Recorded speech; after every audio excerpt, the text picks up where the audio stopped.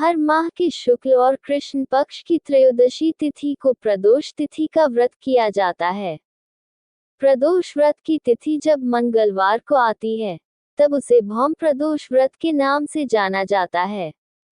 भौम प्रदोष व्रत में कथा सुनना व कहना बहुत पुण्यदायी माना जाता है और इस कथा से पूजा भी पूरी होती है। मान्यता है कि भौम प्रदोष व्रत की कथा सुनने व कहने से भगवान शिव का आशीर्वाद प्राप्त होता है और जीवन के सभी कष्ट दूर होते हैं। आइए जानते हैं भौम प्रदोष व्रत की कथा के बारे में।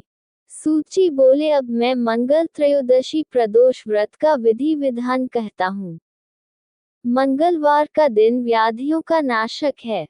इस व्रत में एक समय व्रती को गेहूं और गुड़ का भोजन करना चाहिए। इस व्रत के करने से मनुष्य सभी पापों व रोगों से मुक्त हो जाता है, इसमें किसी प्रकार का संशय नहीं है। अब मैं आपको उस बुढ़िया की कथा सुनाता हूँ, जिसने यह व्रत किया व मोक्ष को प्राप्त हुई। अत्यंत प्राचीन काल की घटना है। एक नगर में एक बुढ़िया रहती थी। उसके मंगलिया नाम का एक पुत्र था। वृद्धा को हनुमान जी पर बड़ी श्रद्धा थी। वह प्रत्येक मंगलवार को हनुमान जी का व्रत रखकर यथाविधि उनका भोग लगाती थी। इसके अलावा मंगलवार को एक न तो घर लीपती थी और न ही मिट्टी खोदती थी। इसी प्रकार से व्रत रखते हुए जब उसे काफी दिन बीत गए तो हनुमान जी ने सोचा कि चलो आज इस वृद्धा की श्रद्धा की परीक्षा करें।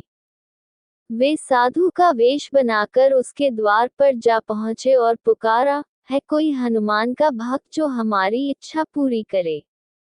वृद्धा ने ये पुकार सुनी तो बाहर आई और महाराज क्या आज्ञा है।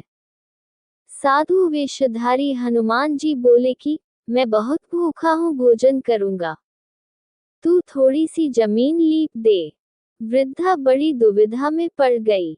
अंत में हाथ जोड़कर प्रार्थना की, हे महाराज, लीपने और मिट्टी खोदने के अतिरिक्त जो काम आप कहें वह मैं करने को तैयार हूँ। साधु ने 3 बार परीक्षा करने के बाद कहा, तू अपने बेटे को बुला, मैं उसे औंधा लिटाकर उसकी पीठ पर आग जलाकर भोजन बनाऊंगा।